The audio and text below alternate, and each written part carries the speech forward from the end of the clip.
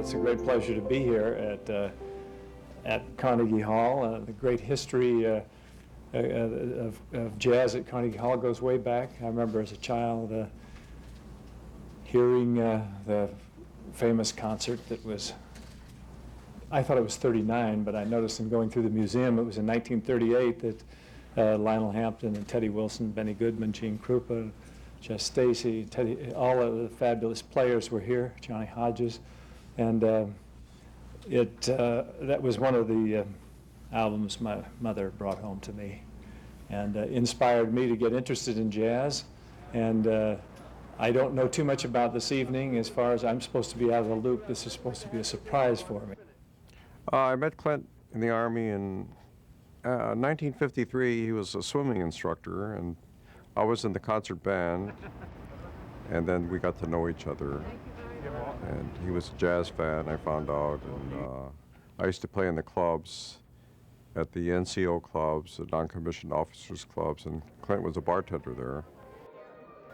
I think he's the type of guy that if he puts his mind to something, he'll do the best that he can, and it's usually very good. I've seen him grow through the years as an actor, and when he became a director, he started out, I think he did a marvelous job, and each movie I see little things that he does that are just intangible things, you know, just little things that are Clint. I just came back from Europe, and I was on my honeymoon at that time, and I checked my answering machine, and there was a message from Clint Eastwood to call Clint Eastwood, and I called, and he told me that he would like me to play the theme to his next movie.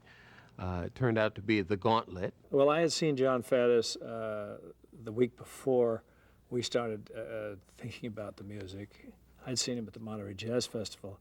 He and Dizzy Gillespie came out and did a duet, trumpet duet with a group, and I was very impressed with him. John was very young then, and he had a lot of chops, as he does today. He's tremendously, he was very impressive.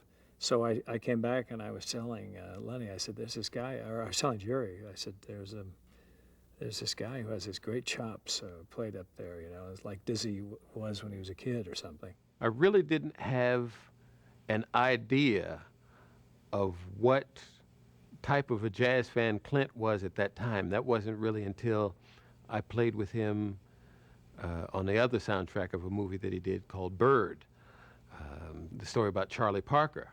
And then when I heard some of those takes that he had in his film, then I knew that he was a #1 jazz fan. I would just say this is an evening that has obviously been a dream put together by several people.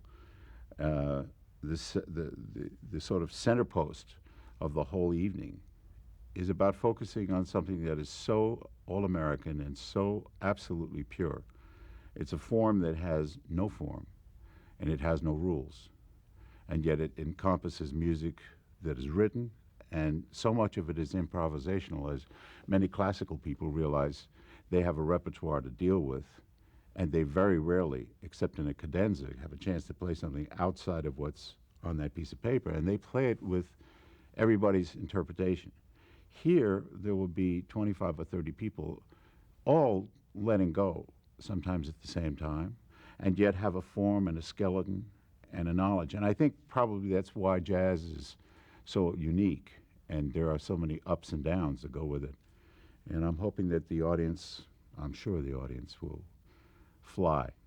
Well, it's one of the perfect halls to sing in. I mean, I was teasing the guys. I said, if I didn't have the big band behind me, I could put the mic away and just sing. I mean, it's great acoustically. I've heard other acts here, but this is my first chance to sing here. So it is, you know, it's the mecca for singers also, you know, as well as the Met. This is one of the two places where you always want to perform. And so this is my chance. I think initially, my parents exposed me to it. I mean, that's some of my earliest memories of music is jazz.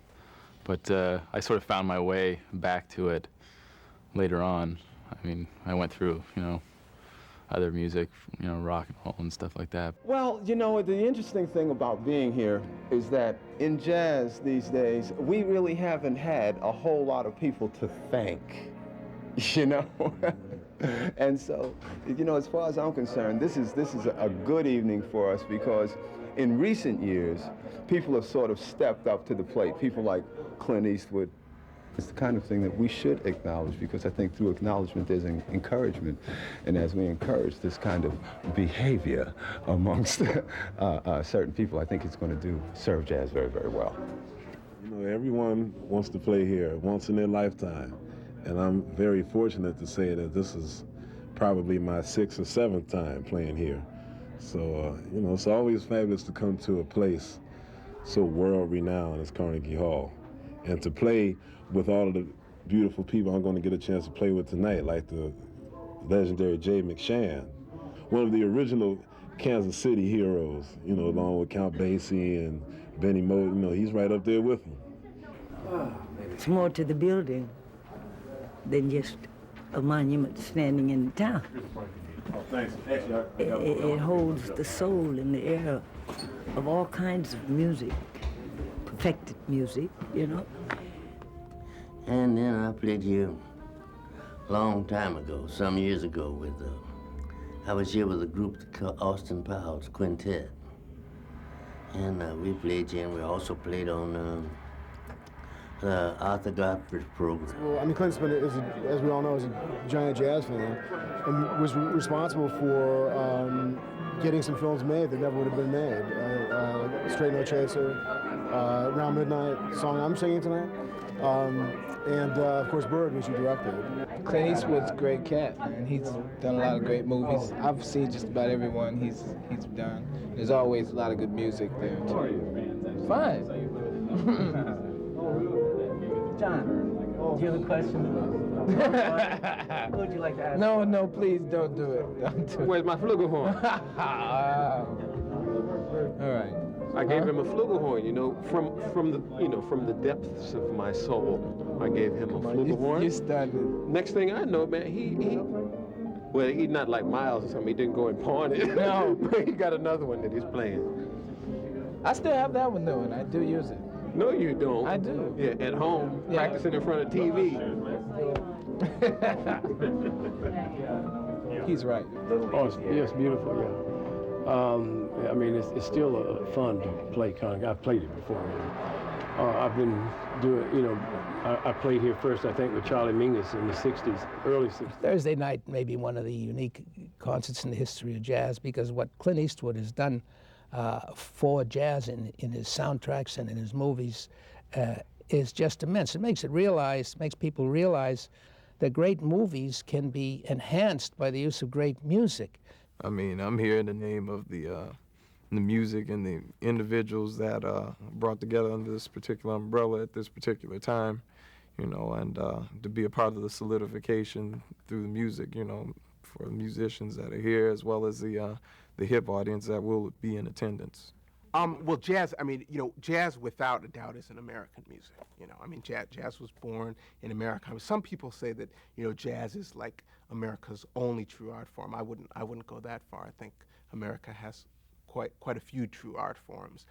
But jazz is American. It developed in America, and I think the conditions in America were unique for creating a unique music like jazz. For me, it's a great honor to be a part of a tribute to a man who not only is, one of the most important people in film of all time, and without question one of the biggest movie stars and one of the most prolific directors in film, but also someone who has, devoted a portion of his life and a portion of his career to to jazz music.